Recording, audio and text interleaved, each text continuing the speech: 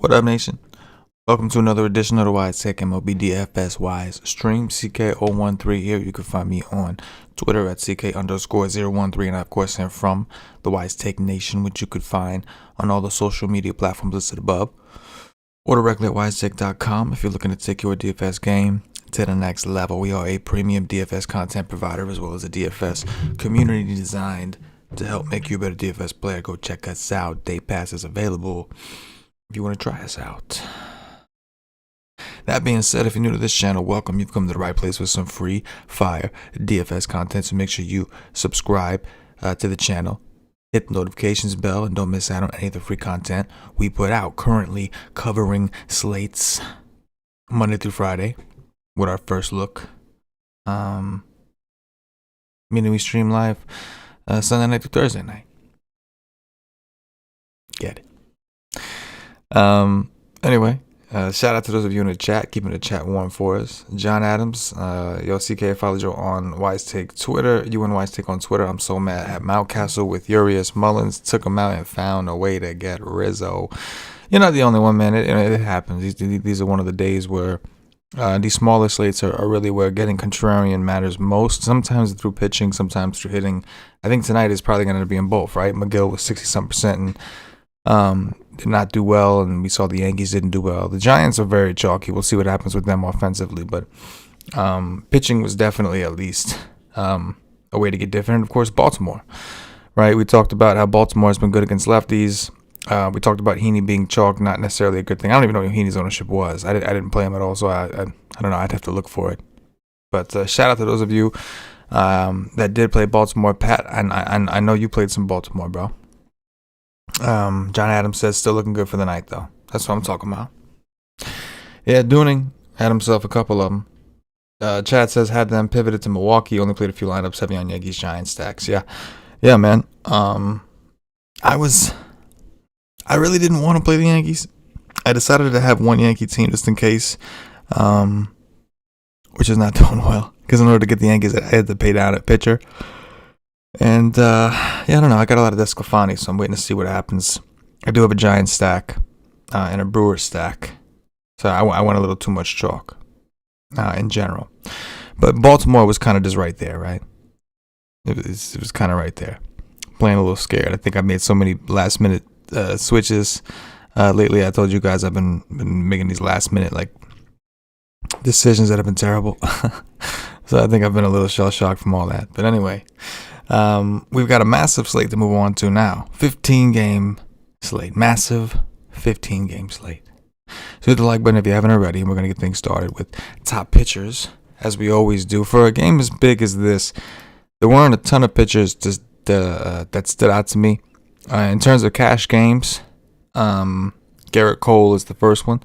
I do recognize Walker Buehler is on the slate, and he's been good, and he's really good, and I'll talk about him and the things to watch. But Garrett Cole is at home in the hitter's park, but he is playing a Baltimore Orioles team that has not been very good against righties. As you can see, tied for the third lowest WRC plus with Texas. Well, actually, it's just updated. Third worst all by themselves. 84 WRC plus against righties with a 292 WOBA, a 154 ISO, and a 24.6% K rate. Needless to say, this is a pretty damn good spot for Mr. Garrett Cole. Zach Wheeler, some of the best numbers on the slate, comparable to Garrett Cole. Not the same pitcher, though. We know that. He's playing Washington. We can't really go by Washington's numbers all the way because Washington did get rid of Trey Turner. Washington, I think they traded away, Josh Harrison. Obviously Scherzer, but that's not relevant to this particular conversation or analyzation, whatever. So, yeah, I think it's a different Washington team. Wheeler's fine. After that, man, some of these guys have tough matchups. Let's go down to Kikuchi. So Kikuchi's numbers are strong. He obviously has a lot of strikeout upside. He's playing a Rays team that on the season has struggled against lefties with a 92 WRC plus, a 298. Shit's updating on me.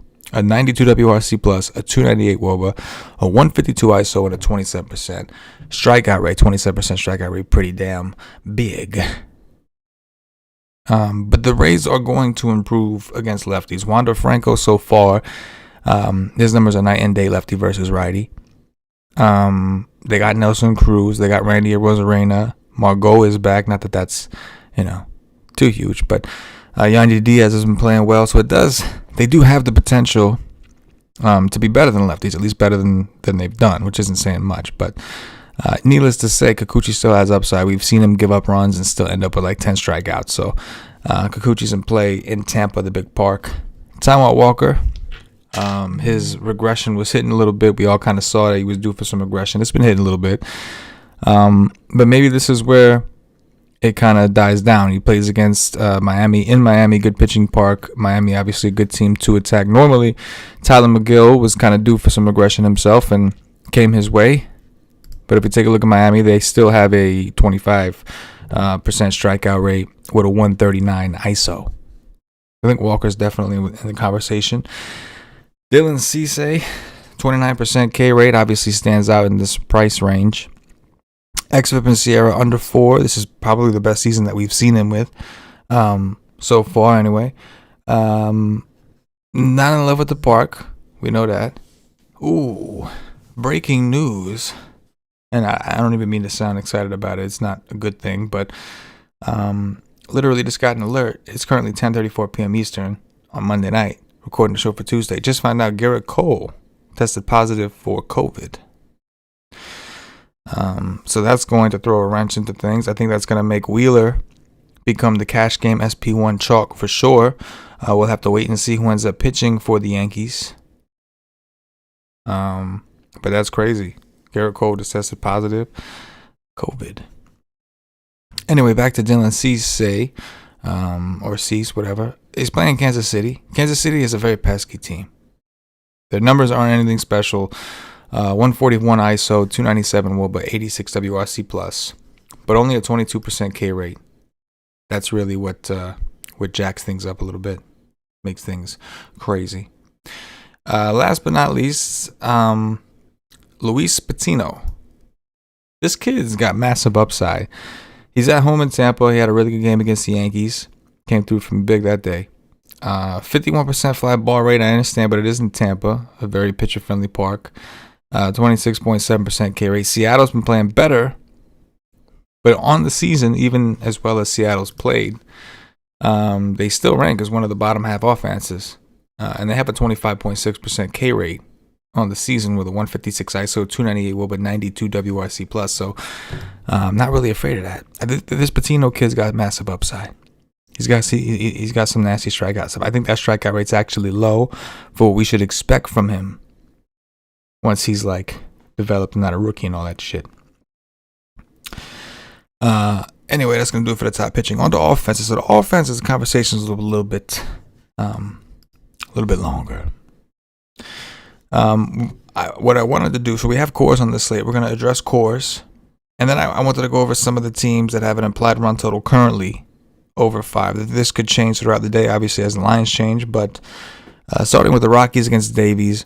Davies did not get traded at the deadline, and maybe his XFIP and Sierra had something to do with it. Colorado sucks. They're a really bad offense, and they're better against lefties. They're dead last in WRC plus against righties.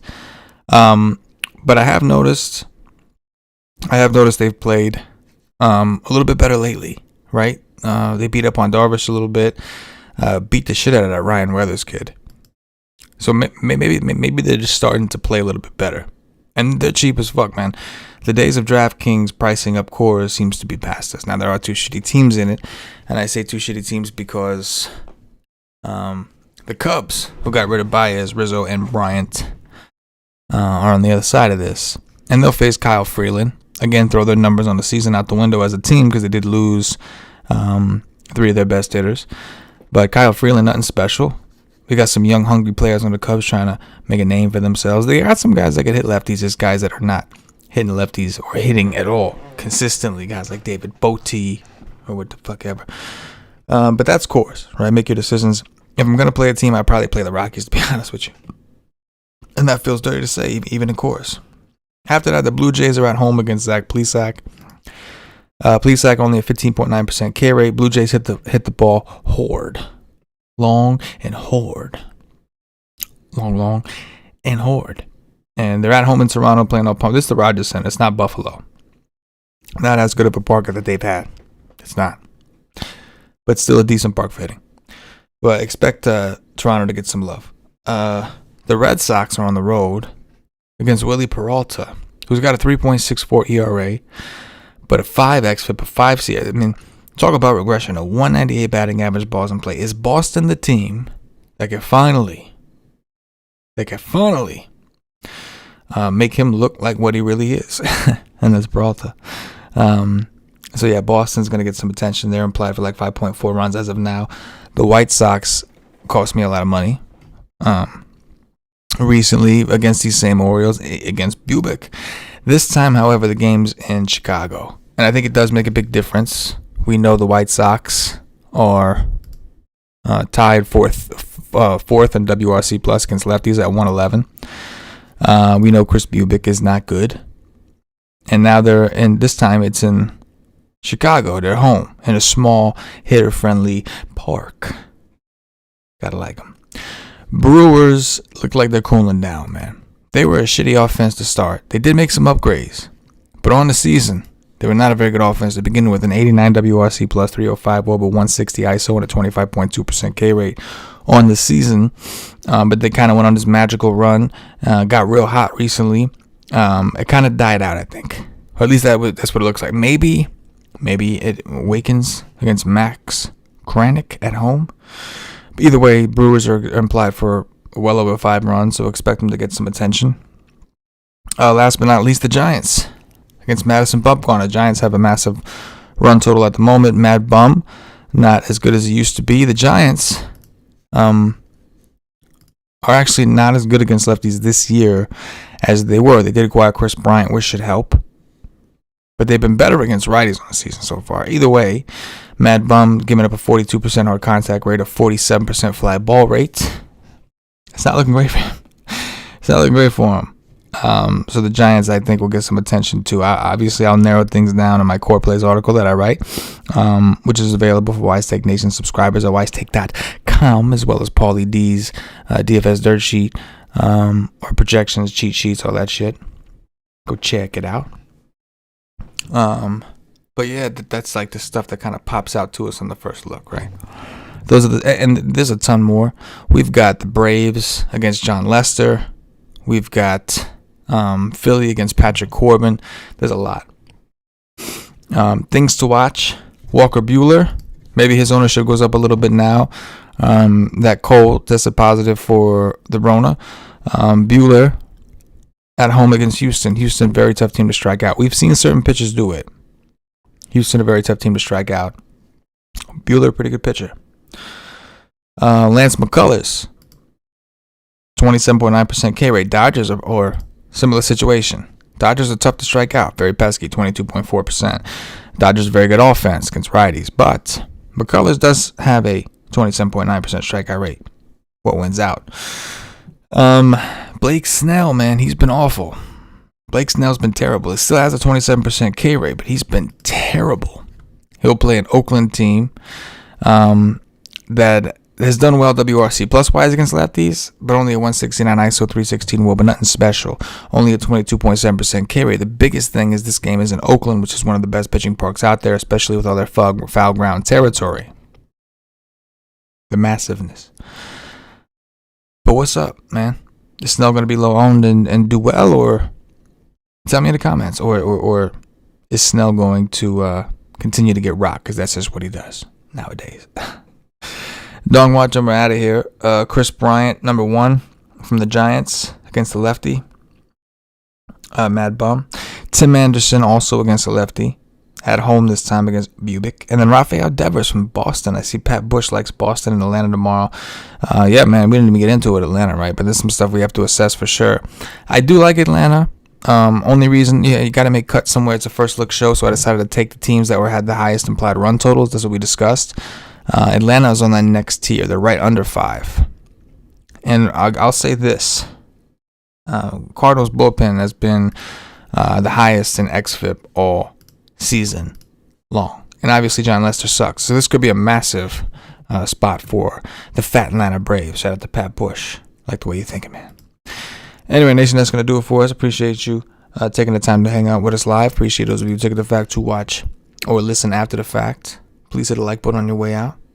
For myself, the entire WiseTake Nation, as always, good luck.